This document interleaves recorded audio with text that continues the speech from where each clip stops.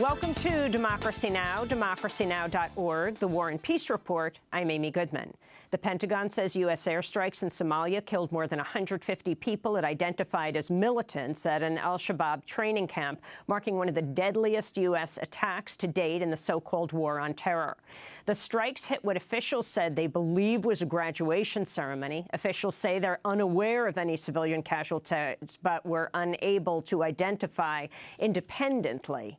The strikes, carried out by drones and manned aircraft, marked the deadliest attack on the militant group al-Shabaab during the more than decade-long U.S. campaign against it. White House spokesperson Josh Earnest emphasized the targets posed an imminent threat to U.S. and African Union forces. The fighters who were scheduled to depart the camp pose an imminent threat to U.S. and African Union mission forces in Somalia. Their removal, the removal of those terrorist fighters, degrades al-Shabaab's ability to meet the group's objectives in Somalia, including recruiting new members, establishing bases, and planning attacks on U.S. and AMISOM forces. The Obama administration announced Monday it would, for the first time, release tallies of the number of people it believes have been killed in drone strikes in countries that lie outside of conventional war zones. Lisa Monaco, President Obama's assistant for Homeland Security and Counterterrorism, said the report would be released in the coming weeks.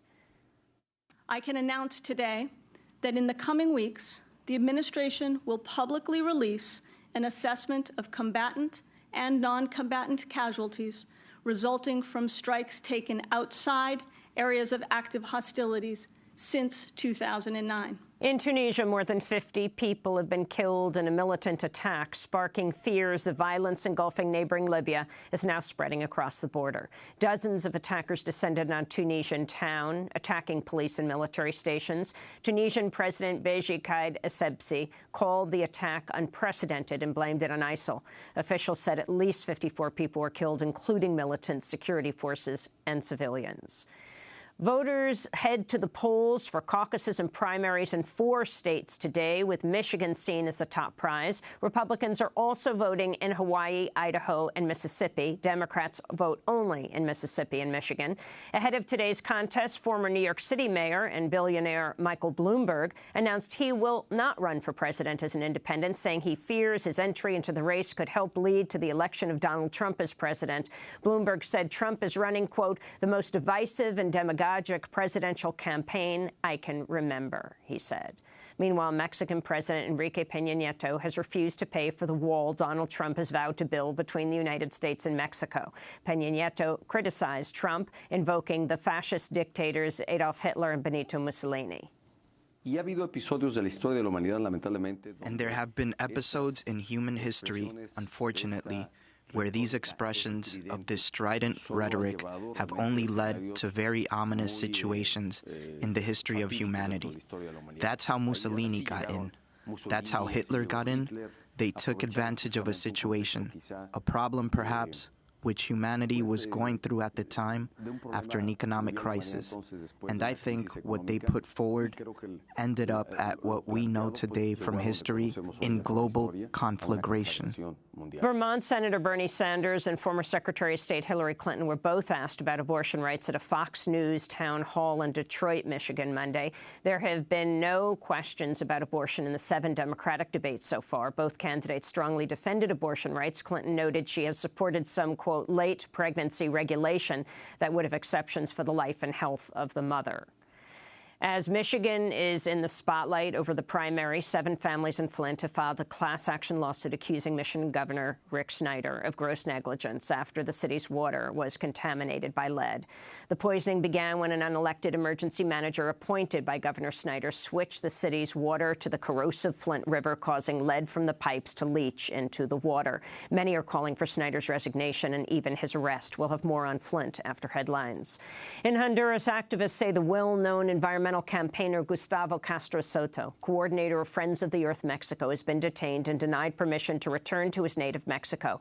Castro witnessed the fatal shooting of environmentalist Berta Cáceres in Honduras last Thursday, sustaining 2 bullet wounds. We'll have more on his case later in the broadcast.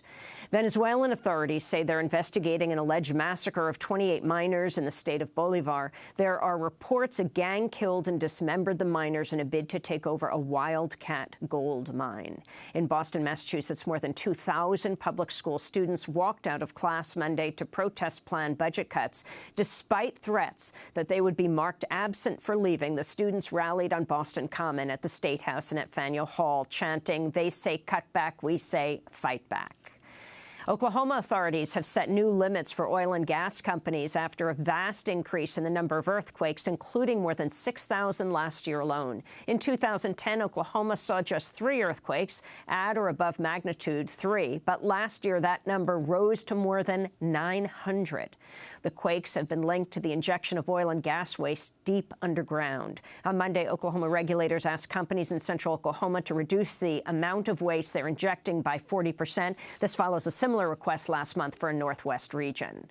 In upstate New York, environmentalist Bill McKibben and 56 others have been arrested after blockading the driveway of the gas storage company Crestwood Midstream. In total, activists say more than 500 arrests have been carried out as part of a 17-month-long civil disobedience campaign against plans by the firm to expand storage of the potent greenhouse gas methane in abandoned salt caverns at Seneca Lake, a drinking water source for 100,000 people. McKibben spoke about the action. Today, now, and every day, there are someplace around the world, 10, 15, 20 places like this where people are standing up. After 100 years of a free ride, the fossil fuel industry is now met at every turn by people saying, it's a new world. The science is clear. We understand what has to happen. In other news from upstate New York, a peace activist and grandmother has been released on $5,000 bail after 49 days in prison for photographing a protest at Hancock Air Base where drones are piloted remotely. Marianne Grady Flores began a 6-month sentence in January but has been released pending an appeals court decision on whether to consider her case. Flores was accused of violating an order of protection aimed at keeping her away from the base after she participated in civil disobedience there. To see our interview with her when she went to jail, go to democracynow.org.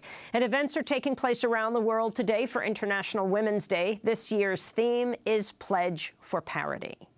And those are some of the headlines. This is Democracy Now!, democracynow.org, The War and Peace Report. I'm Amy Goodman.